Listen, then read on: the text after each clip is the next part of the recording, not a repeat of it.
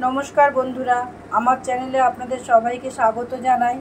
आज आमी बानाচ্ছি बाटार पनीर। एर जोन्नो आमार लागছে एखाने आछे आमार पनीरटाके आमी हालका गरम जले धुए निয়েছি।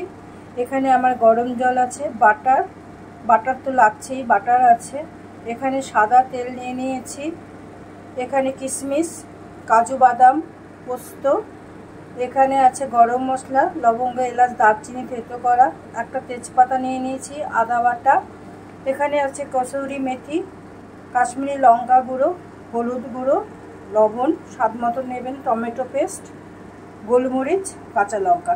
এবার আমি প্রথমেই কি করব, কাজু বাদাম, কিশমিশ আর পোস্তটাকে আমি বেটে নিচ্ছি পাটাতে।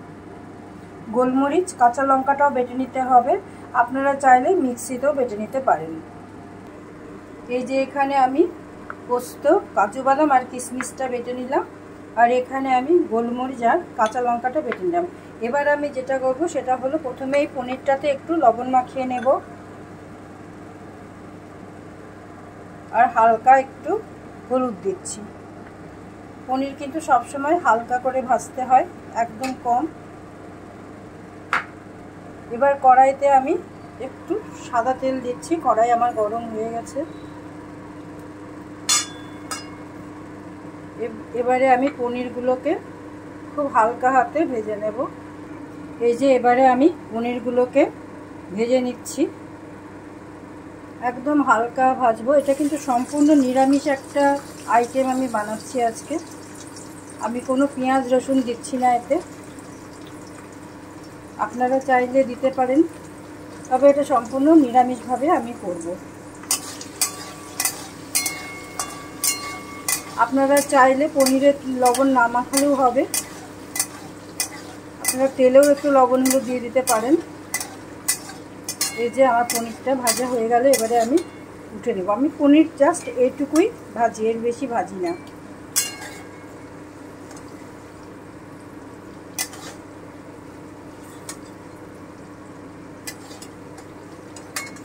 এইভাবে আমি পুরো পনিরটা ভেজে নিচ্ছি। এই যে আমি পুরো পনিরটা ভেজে নিয়েছি। আমি কিন্তু পনির এইভাবেই ভাজি, পনির যত কম ভাজা যাবে পনির তত সফট হবে। এবারে আমি একটু তেল দিলাম আর 1 চামচ বাটার দিয়ে দিলাম। এবারে আমি বাটারটা পুরো মেল্ট করে নিচ্ছি। যে বাটার পুরো মেল্ট হয়ে গেল, পুরো গলে গেল বাটারটা। এবারে আমি গরম মশলা থেতোটা আর তেজপাতাটা দিয়ে দিচ্ছি।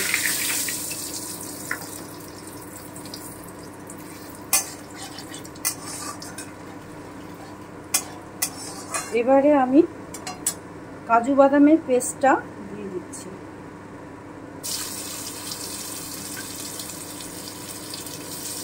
হালকা করে একটু মিশিয়ে নিই।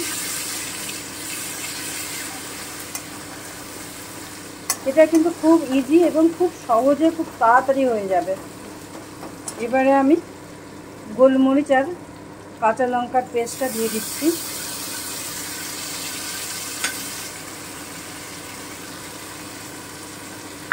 আমি হালকা একটু ভেজে নিচ্ছি।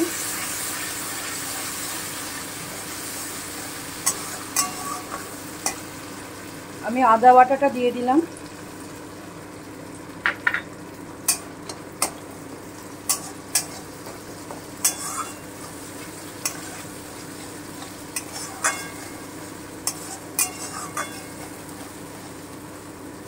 এবারে আমি টমেটো পেস্টটাও দিয়ে দিচ্ছি।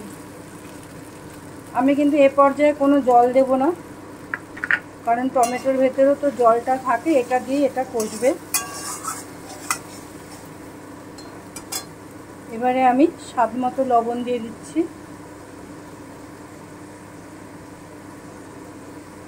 হলুদ দিচ্ছি। হলুদ একটু কমই দেবো, এটাতে একটু সাদা সাদা হলে ভালো লাগবে। আর কাশ্মীরি লঙ্কা গুঁড়োটা দিয়ে দিচ্ছি। এবার আমি একটু ভেজে নেব ভালো করে। এই যে আমার মশলাটা কষানো হয়ে এসেছে, তেল ছাড়ছে। এবারে আমি একটু মশলার বাটি ধোয়া জলটা একটু দিচ্ছি, আর একটু ভালো করে আমি কষাবো, তার জন্যই দিলাম। আমার ভিডিও ভালো লাগলে লাইক কমেন্ট শেয়ার অবশ্যই করবেন, চ্যানেল সাবস্ক্রাইব করবেন। আপনাদের একটা কমেন্ট আমার কাছে কিন্তু খুব দামি।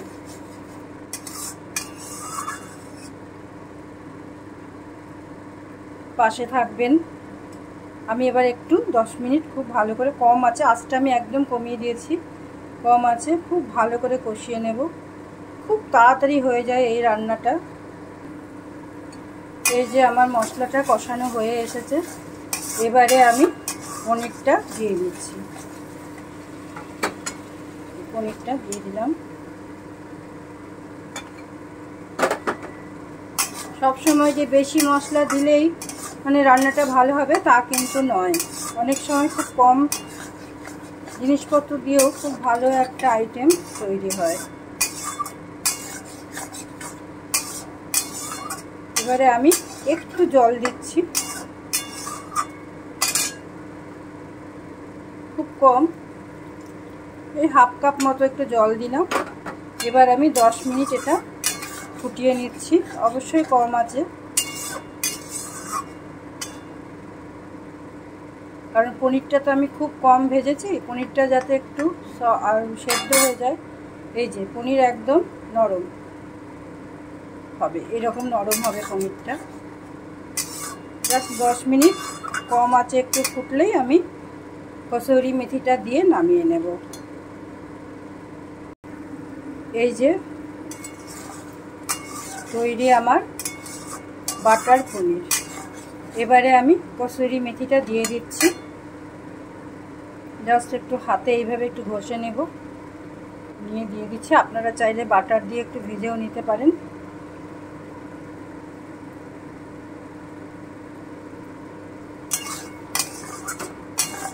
এবারে আমি বাটারটা দিয়ে দিচ্ছি। বাটারটা একটু বেশি দেবো যেহেতু এটা বাটার পনির।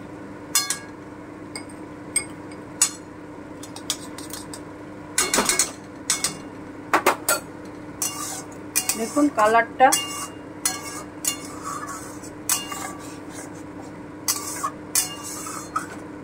তৈরি আমার বাটার পনির।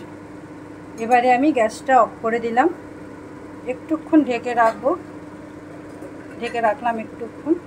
এবারে আমি গ্যাসটা অফ করে দিলাম। এই যে তৈরি আমার বাটার পনির।